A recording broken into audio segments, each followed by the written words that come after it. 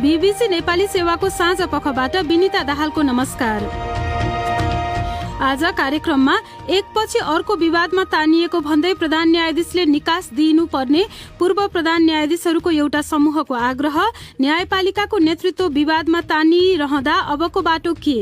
म राजीनामा दिएर भेट्छु भनेर उहाँले भन्दाखेरि राम्रो हुन्छ। त्यसरी सोच्नु भएन भने मलाई लाग्दछ अबको बाटो भनेको प्रतिनिधि सभाले जिम्मेवारी वहन गर्नु पर्यो। संविधानविद विपिन अधिकारीसँग कुराकानी, एमसीसी संसदबाटै पारित गर्ने प्रधानमन्त्री देउबाको भनाई अनि कम्प्लेक्स डिजास्टर्सहरूलाई क्लाइमेट चेन्जको रिस्कको कारणले गर्दा बढ्दैछ, त्यो एभिडेन्सलाई लिएर हामीले थप साधन स्रोत र क्षमता अभिवृद्धि गर्ने बाटोमा लाग्नुपर्छ। विपद व्यवस्थापन प्राधिकरणका प्रमुखसँग कुराकानी र ताइवानमाथि चीनले हमला गरे अमेरिकाले प्रतिरक्षा गर्ने राष्ट्रपति बाइडेनको भनाई। तर सबैभन्दा पहिला आजका प्रमुख विश्व समाचार। विष्णु पोखरेलबाट समाचार सुन्नुहोस्। इथियोपियाको सेनाले गरेको हवाई हमलाका कारण संयुक्त राष्ट्रसङ्घको मानवीय सहायता बोकेको जहाज टिग्रे स्थित क्षेत्रीय राजधानीमा अवतरण गर्न नसकेको बताइएको छ। यसअघि इथियोपियाको सरकारले टिग्रेका विद्रोहीद्वारा तालिमका लागि प्रयोग गरिएको केन्द्रमा हमला गरिएको बताएको थियो। टिग्रेका विद्रोहीहरूले चाहिँ उक्त सहरको विश्वविद्यालयमा हमला भएको जनाएका छन्। त्यस क्षेत्रमा बढ्दो तनावबारे अन्तर्राष्ट्रिय चासो बढिरहेको छ। हलिउड अभिनेता एलेक बोल्डविनले आफ्नो नयाँ चलचित्रको छायाङ्कनका क्रममा दुर्घटनावश 2 जनालाई गोली हानेपछि प्रहरीले उनीसँग सोधपुछ गरेको छ। बोल्डविनले छायाङ्कनका लागि प्रयोग भएको बन्दुकले भुलवश गोली चलाएका थिए। गोली लागेर छायाकार हालाना हाचिन्स मारिएकी छन् भने निर्देशक जोल सुजा घाइते भएका छन्। प्रहरीले उनीमाथि कुनै पनि अभियोग नलगाइएको बताएको छ। बीबीसीका डेभिड विल्स भन्छन्, चलचित्र निर्माता समूहले जारी गरेको वक्तव्यमा छायाङ्कनका लागि प्रयोग गरिएको बन्दुकबाट गलत ढङ्गले गोली चल्दा उक्त दुर्घटना भएको र उक्त घटनाबारे अनुसन्धान जारी रहेको बताइएको छ। बीबीसी संवाददाताको भनाई। बांग्लादेशको प्रहरीले कक्स बजार स्थित रोहिङ्ग्या शरणार्थी शिविरभित्र कम्तीमा 7 जना मानिसहरू मारिएको बताएको छ। मारिनेमा उक्त शिविरभित्र रहेका मदरसाका शिक्षक र विद्यार्थीहरू पनि रहेका छन्। केही विवरणहरूमा जनाइए अनुसार शरणार्थीहरूका 2वटा समूहबीच झडप हुँदा त्यस्तो अवस्था उत्पन्न भएको हो। अन्यले चाहिँ हतियारधारीले मदरसामा आक्रमण गरेको जनाएका छन्। 1 जना व्यक्तिलाई हतियार बोकेको आरोपमा प्रहरीले पक्राउ गरेको छ। तपाईँ बीबीसी नेपाली सेवाको साँझपख सुनिरहनु भएको छ। अमेरिकी राष्ट्रपति जो बाइडेनले चीनले आक्रमण गरे ताइवानको प्रतिरक्षा अमेरिकाले गर्ने बताएका छन्। बाइडेनको उक्त भनाई उक्त टापुबारे अमेरिकाले लामो समयदेखि लिँदै आएको अस्पष्ट नीतिको प्रस्थान बिन्दु भएको ठानिएको छ। रणनीतिक अस्पष्टताका रूपमा चिनिने अमेरिकी नीतिले बेइजिङ र ताइपेईलाई यथास्थितिको परिस्थितिलाई परिवर्तन गर्न निरुत्साहित गर्दै आएको छ। ताइवान स्वशासित भए पनि स्वतन्त्र देश होइन। चीन चाहिँ उसलाई आफ्नै भूभाग मान्छ र मुख्य चिनिया भूभागमा समेट्न चाहन्छ। ताइवानले बाइडेनको भनाइको स्वागत गरेको छ। तर चिनिया विदेश मन्त्रालयका प्रवक्ता वाङ वेनबिङ भन्छन्, हामी अमेरिकालाई कठोर रूपमा एक चीन सिद्धान्त र 3वटा संयुक्त वक्तव्यको पालना गर्न आह्वान गर्छौं। ताइवानमा शान्ति र स्थिरता तथा चीन अमेरिका सम्बन्धलाई गम्भीर रूपमा क्षति पुग्नबाट रोक्नका निम्ति अमेरिकाले ताइवानको विषयमा सावधानीपूर्वक बोल्नु र कार्य गर्नुपर्छ तथा ताइवानका पृथकतावादीहरूलाई कुनै पनि गलत सन्देश दिन रोक्नुपर्छ। चिनिया विदेश मन्त्रालयका प्रवक्ताको भनाई। म्यानमारमा यसै साता जेलबाट रिहा गरिए लगत्तै कम्तीमा 100 जना सैन्य कुविरोधी प्रदर्शनकारीहरू पुनः पक्राउ परेको ठानिएको छ। त्यसमध्ये केहीलाई उनीहरू घर पुगेको केही घण्टाभित्रै फेरि पक्राउ गरिएको थियो। अन्य कयौंले त आफू स्वतन्त्र भएको अनुभव समेत गर्न पाएनन्। उनीहरूलाई रिहा गरिन लागेको प्रक्रिया अघि बढाइँदै गर्दा पक्राउ गरिसकिएको थियो।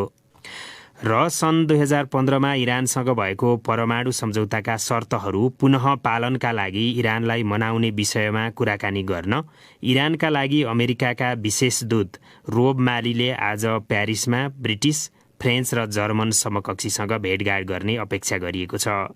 यो बीबीसी नेपाली सेवा हो।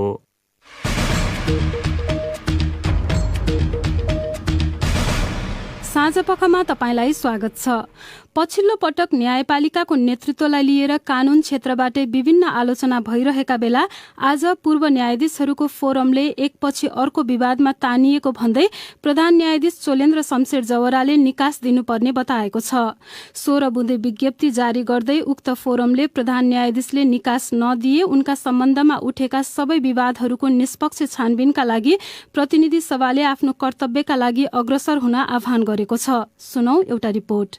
न्यायपालिकाको नेतृत्वमा आए यता कहिले इजलास गठन त कहिले फैसलाका विषयलाई लिएर विवादमा पर्दै आएका प्रधान न्यायाधीश चोलेन्द्र शमशेर जवराले यस्तो विवाद माझ निकास दिनुपर्ने भन्दै आज पूर्व न्यायाधीशहरूको एउटा समूहले आग्रह गरेको हो।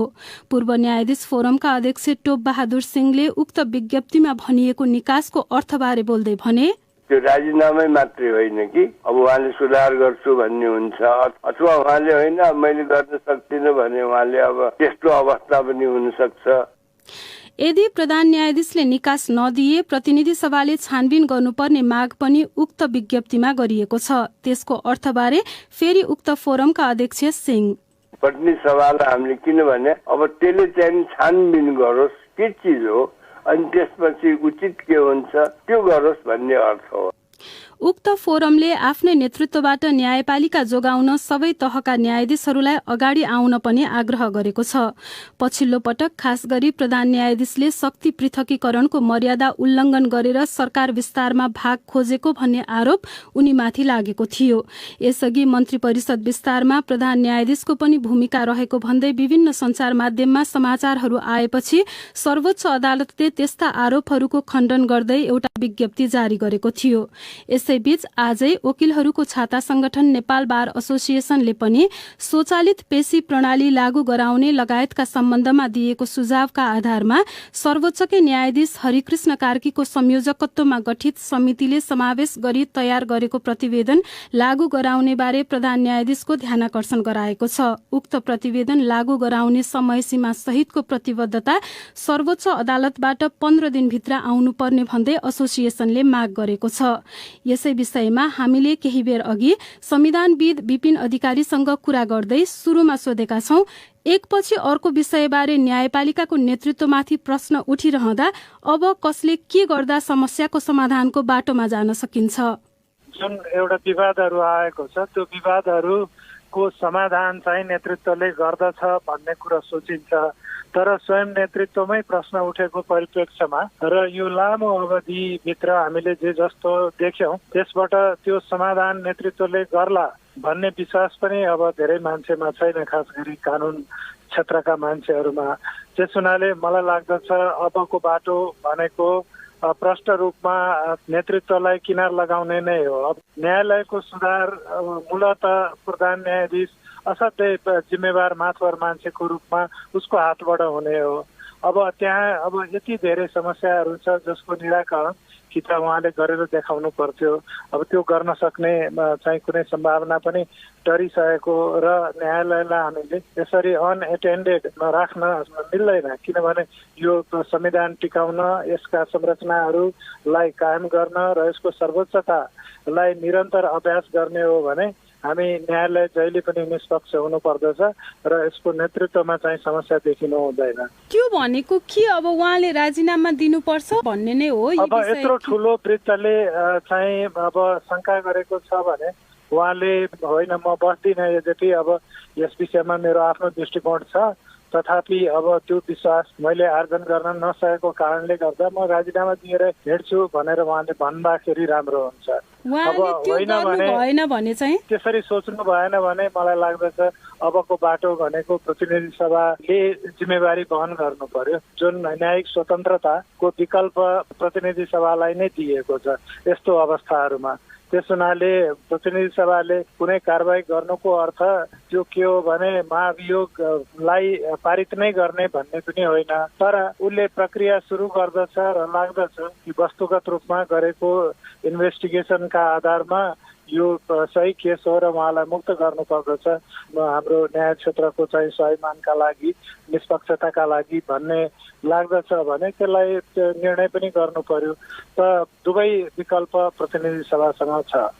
पछिल्लो देखिएको विवाद चाहिँ यही क्याबिनेटमा संलग्नता भन्ने लगाइएको आरोपको आधारमा छ होइन। अब त्यो चाहिँ यही नेतृत्वको सरकार हो। तपाईँ अहिलेको अवस्थामा प्रतिनिधि सभामा गएर प्रक्रिया अघि बढ्ने सम्भावना कति देख्नुहुन्छ त?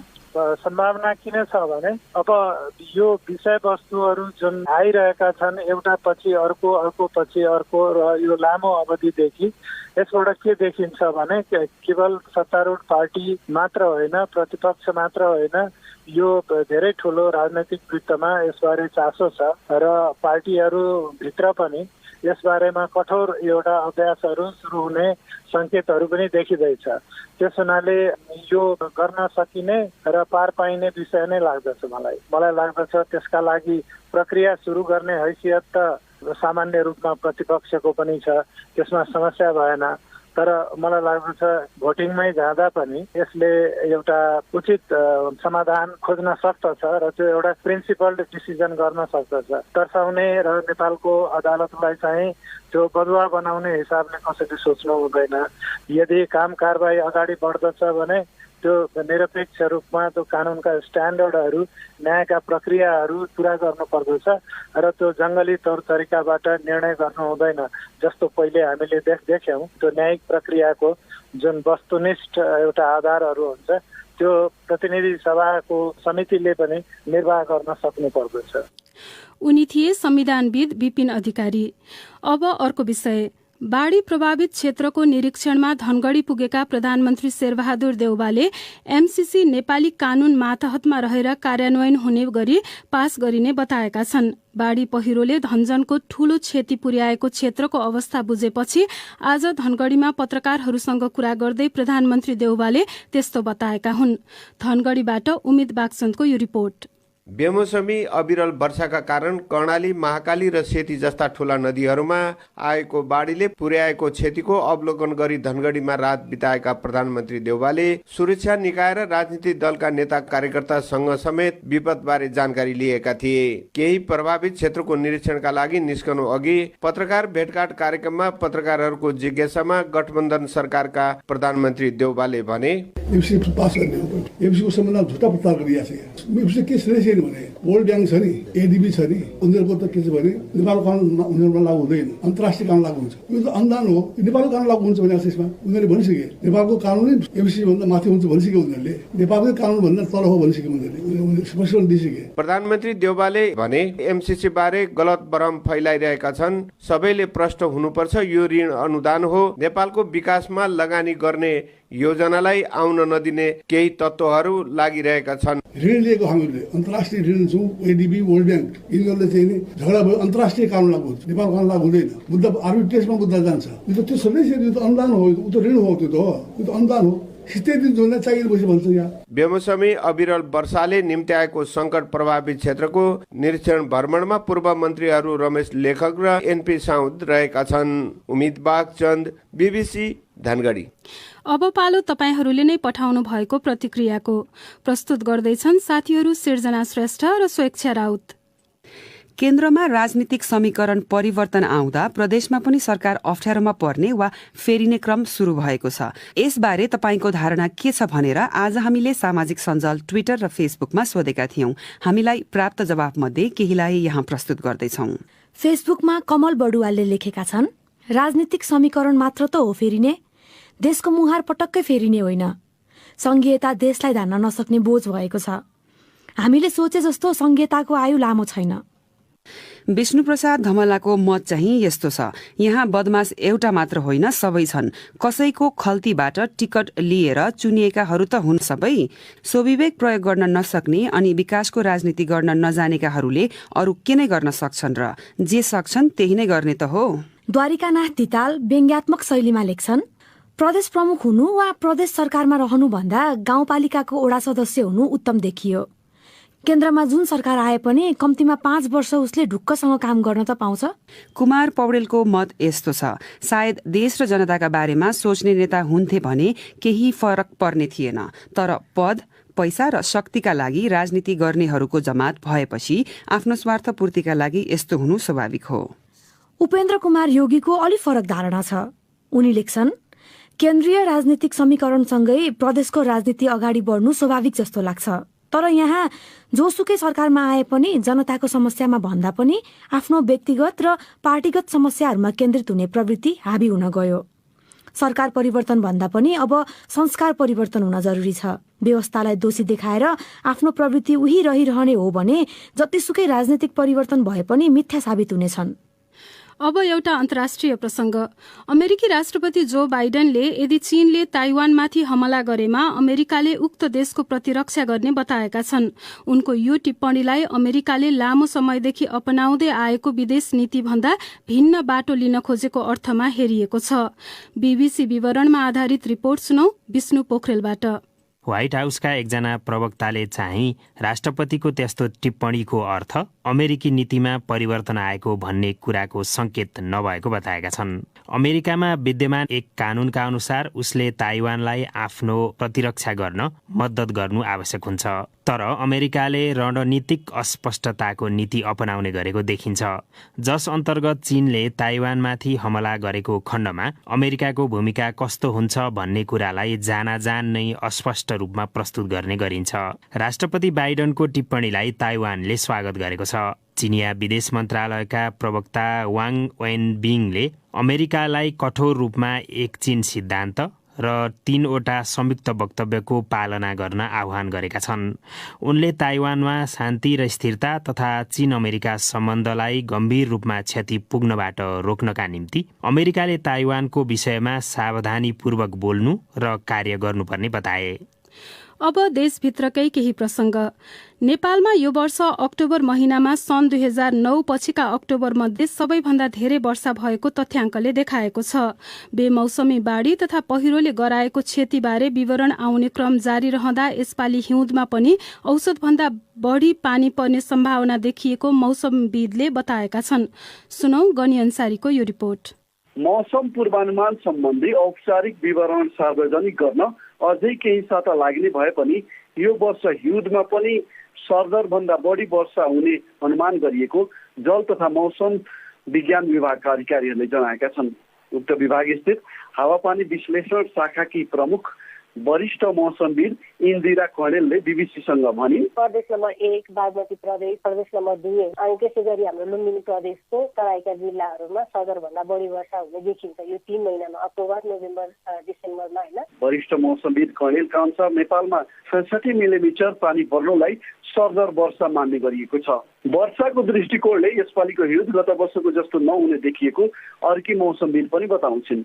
जल तथा मौसम पूर्वानुमान महाशाखा स्थित वरिष्ठ मौसमविद प्रतिभा मानन्दरले बीबीसी नेपालीसँग भनिन्, धेरै वर्षको अध्ययन अनुसार चाहिँ के छ भने जुन मनसुनमा अलि धेरै वर्षा हुन्छ त्यो मनसुन सकिएपछि र अनि त्यसको विन्टरमा पनि अलिकति वर्षा चाहिँ राम्रो हुने चाहिँ त्यस्तो छ। अहिले पोस्ट मनसुनमा असामान्य पानीले बाली नालीमा क्षति पुर्याए झै हिउँदमा ठूलो वर्षा भएमा त्यसले पनि नकारात्मक असर पुर्याउने विज्ञहरू बताउँछन्। कृषि विभाग स्थित वरिष्ठ कृषि अर्थविद महादेव प्रसाद पौडेलले बीबीसीसँग भने, गहुँहरू अनि मसुरो बालीहरू यिनीहरू पानी धेरै सहन नसक्ने बालीहरू भएको हुनाले अलिक बढी पानी पर्यो भनेदेखि त्यसलाई चाहिँ अलि ठुलै नकारात्मक त्यसले चाहिँ असर चाहिँ गर्न सक्छ। यसपालि हिउँदमा सरदरभन्दा बढी पानी पर्ने सम्भावना बीच किसानहरूले सोही अनुरूप रणनीति अपनाउनु पर्ने उनी औल्याउँछन्। गनी अन्सारी, बीबीसी काठमाडौँ। कार्तिक लागेपछि परेको असामान्य वर्षाले देशभरि व्यापक धनजनको क्षति गराएको घटनालाई जानकारहरूले विश्वव्यापी तापमान वृद्धिले उत्पन्न गराएको जलवायु परिवर्तनको असरसँग जोडेर हेरिरहेका छन्। लगातार यस्ता विपद भइरहनुलाई जलवायु उथलपुथलका कारण भएको मान्नेहरू धेरै छन्। सरकारी आँकडाले नै सन् 2030 भित्र यस्ता उथलपुथलसँग जुझ्न आवश्यक अनुकूलन एवं क्षति न्यूनीकरण गर्न नेपाललाई 50 खर्ब रुपैयाँ भन्दा धेरै लागत आवश्यक पर्ने देखाएको अधिकारीहरूले बताएका छन्। यस्तो विषयमा अब नेपालले अन्तर्राष्ट्रिय समुदायसँग हारगुहार गर्नुपर्ने बेला आएको पनि उनीहरू ठान्छन्। यसै सिलसिलामा हामीले राष्ट्रिय विपद जोखिम न्यूनीकरण तथा व्यवस्थापन प्राधिकरणका प्रमुख कार्यकारी अनिल पोखरेललाई सम्पर्क गरी यी हालै भएका विपदहरू जलवायु परिवर्तनकै कारण भएका हुन् भन्ने के आधार छ भनेर सोधेका छौं।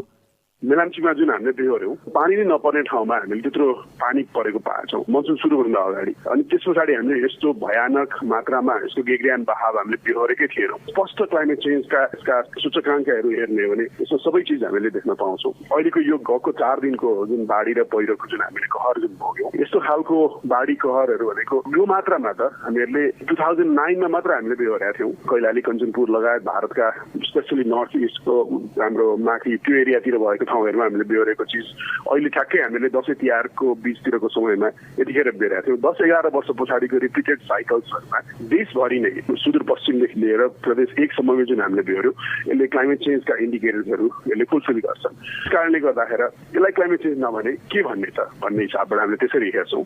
क्लाइमेट चेन्जले छुट्टै अर्को कुनै भीमकाय एउटा जनावर लिएर आउने होइन। अहिले भएको जुन पानीजन्य विपदहरू छ यसलाई नै थप खलबल्याउने, थप यसले दुःख दिने र हाम्रो जनजीविका, हाम्रो किसान, हाम्रो खेतीपाती, हाम्रो बस्तीहरूमा असर पार्ने नै हो। अब नोभेम्बरमा COP26 भनेर युकेमा विश्व जलवायु परिवर्तन सम्बन्धी विश्व सम्मेलन हुन लागेको छ। नेपालले पनि त्यसमा उच्च स्तरको सहभागिता गर्दैछ। अब यस विषयमा अन्तर्राष्ट्रिय समुदाय समक्ष हामीले कस्तो प्रकारको हारगुहार गर्नुपर्ने बेला आएको? मुख्य गरी त नेपाल सरकारले नेपालका विगतमा भएका र अब हुन सक्ने यसका लस एन्ड ड्यामेजहरू चाहिँ यो छन् र यसको बढ्ने दर यस्तो छ भन्ने कुरा हामीले स्पष्टसँग राख्नुपर्ने हुन्छ। यो वर्ष भएका घटनाहरू हामीलाई स्पष्ट यसका एभिडेन्सहरू हुन्। यी एभिडेन्सहरू लिएर गएर हामीले के बेहोर्यौँ यो हामी जस्तो पर्वतीय हिमाली क्षेत्रका बासिन्दाहरूले मात्र भोग्ने होइन। हामीले जे बेहोरेको छौँ यो चिज तल दक्षिणमा भारतमा पनि यसले प्रभाव पार्छ। जस्तो उदाहरणको लागि मेलाम्चीको लागि जुन मात्रामा हामीले गेग्रियान बहाव हामीले बेहोर्यौँ त्यो गेग्रियान यो तल बिस्तारै बग्दै भारतको गङ्गा मैदानी भागमा समेत पुग्छ। हामीहरूको मात्र तटबन्धहरू फुट्ने होइन।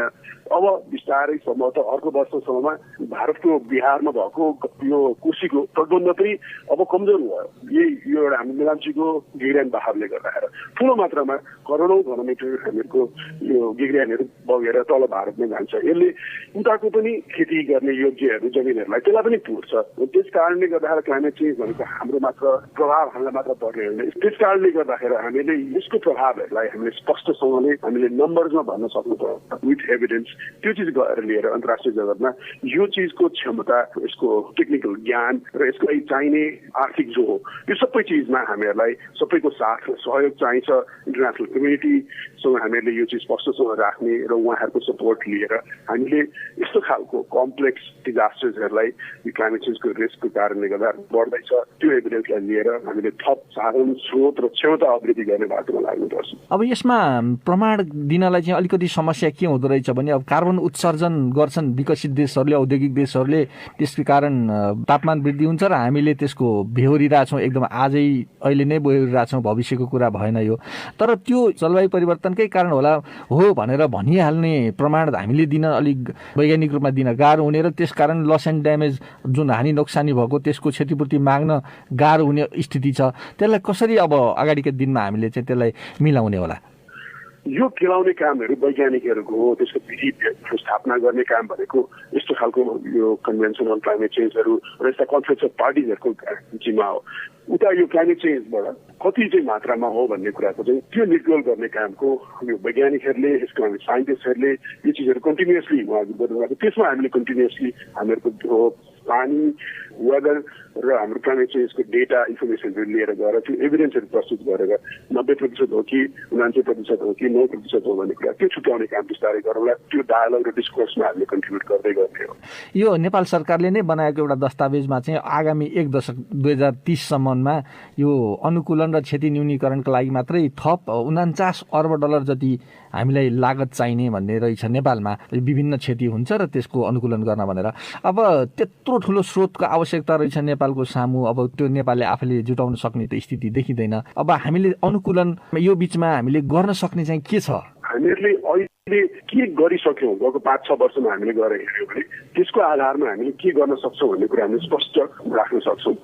उदाहरणको लागि आजभन्दा 5 वर्ष अगाडि मौसम प्रणालीहरूलाई फोरकास्ट गर्न सक्ने क्षमता साह्रै कमजोर थियो। अहिले यो 5 वर्षमा हेर्ने भने नेपालका सबैजसो पानी परेको, हिउँ परेको र नदी नालामा भएका जुन बहावहरू नाप्ने संयन्त्रहरू थियो त्यसलाई हामीले आधुनिक बनायौँ। अहिले हामीले छेउछेउमा हामीहरूले कहाँ कुन खोलामा कुन चाहिँ स्टेसन्सहरूमा चाहिँ हामीले कति पानी परिरहेछ भन्ने कुरा यही बसी सर्वसाधारणले थाहा पाउन सक्छौँ।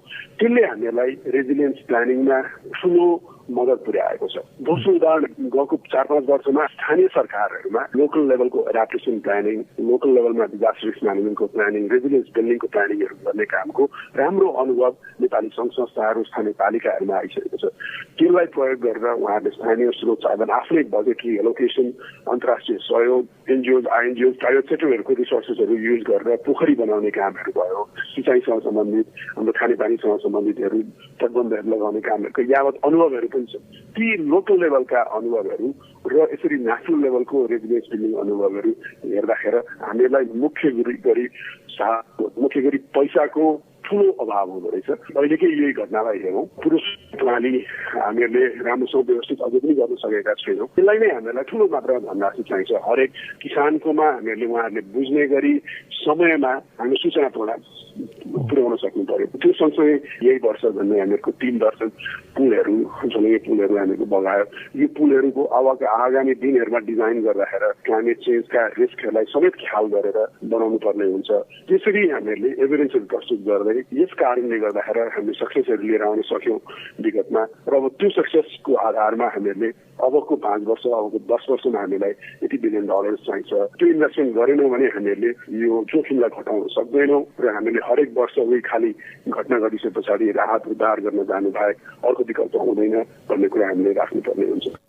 उनी थिए विपद व्यवस्थापन प्राधिकरणका प्रमुख कार्यकारी अनिल पोखरेल। साथी सञ्जय ढकालसँग कुरा गर्दै अब आजको अन्तिम विषय, प्रतिनिधि सभा विघटन गरेर मध्यावधि निर्वाचन घोषणा गर्ने केपी ओली नेतृत्वको सरकारको निर्णय विरूद्ध उभिएको गठबन्धनले बनाएको सरकार पनि संसदको कार्यकाल 5 वर्ष नपुग्दै निर्वाचन गर्ने बारे छलफलमा जुटेको नेताहरूले बताएका छन्। सुनौ अशोक दाहालको यो रिपोर्ट। वैशाखमा संसदको चुनाव हुने चर्चाबारे आज पत्रकारहरूको जिज्ञासामा प्रधानमन्त्री शेरबहादुर देउवाले त्यो विषय गठबन्धनले गर्ने निर्णयमा भर पर्ने बताए।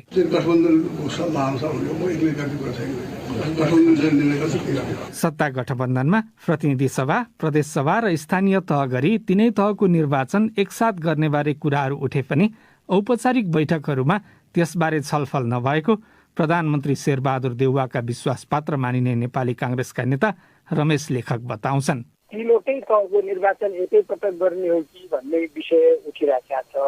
लेखकले विभिन्न राजनीतिक व्यक्तिबाट अर्ली इलेक्सनको कुरा उठिरहेको भन्दै त्यस विषयमा भविष्यमा औपचारिक बैठकहरूमा पनि छलफल हुन सक्ने बताए। तर उनले संसदको कार्यकाल पूरा नहुँदै निर्वाचनको प्रस्ताव गर्ने राजनीतिक व्यक्तिबारे खुलाउन चाहेनन्। सत्तारूढ गठबन्धनको प्रमुख साझेदार नेकपा माओवादी केन्द्रका नेता नारायण काजी श्रेष्ठले कार्यकाल पूरा हुनुभन्दा केही समय अघि निर्वाचन गर्न सकिने बारे छलफल गर्न माओवादी पनि तयार रहेको उनको भनाइ छ।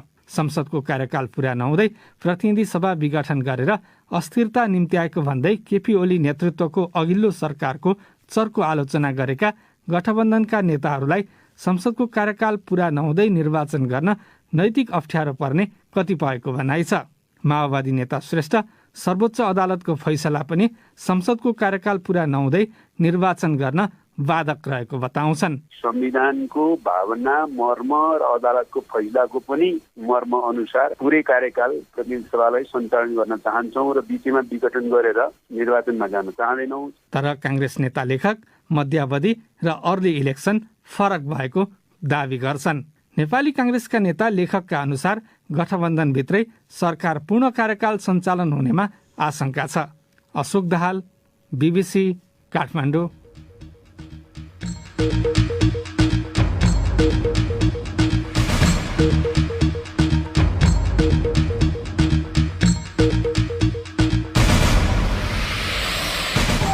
हवस् त, यसका साथै BBC नेपाली सेवाको साँझ पख यही सकिन्छ। अब सोमबार बिहान 7:15 बजेसम्मका लागि हामी सबैलाई बिदा दिनुहोस्। नमस्कार।